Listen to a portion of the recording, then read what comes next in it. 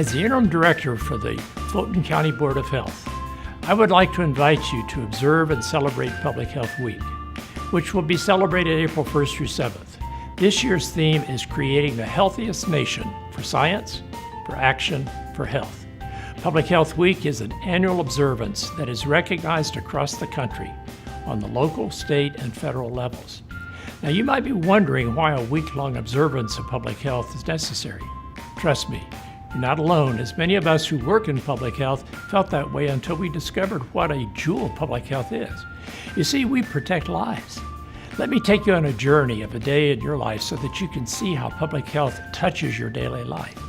It's morning, and the first rays of sunlight peek through your bedroom curtains. You breathe deeply and enjoy the clean air. You're thankful that public health monitoring and clean air programs protect the air you breathe. You take a shower and brush your teeth. You check your smile in the mirror and realize you can't remember your last cavity.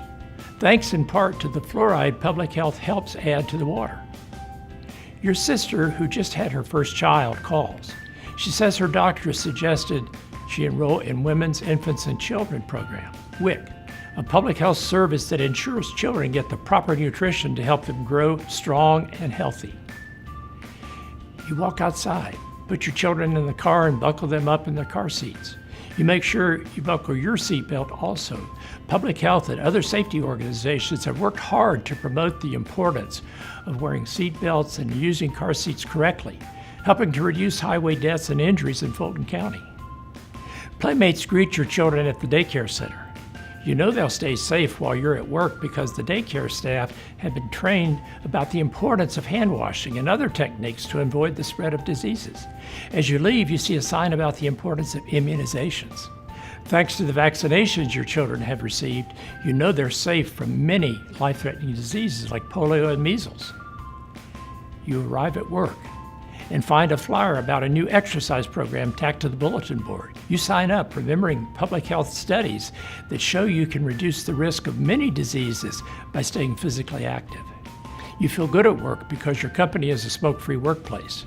Public health has led efforts locally and nationally to protect workers from the harm of secondhand smoke. A coworker takes you to lunch at your favorite nearby restaurant.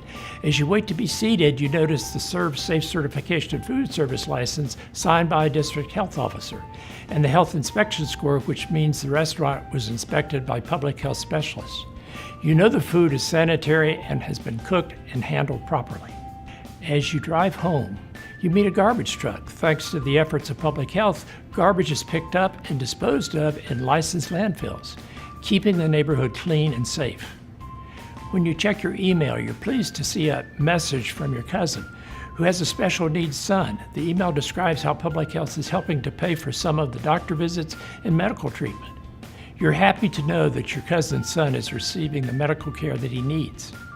After supper, you relax with your family and watch the news. The announcer introduces a public health spokesperson who talks about a new type of influenza that is making people sick.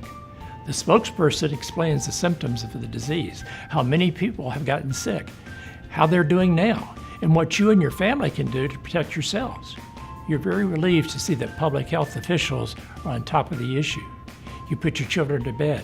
As you tuck them in and ensure that your infant child is safely sleeping on her back, you think about the day and all the ways public health touches your life.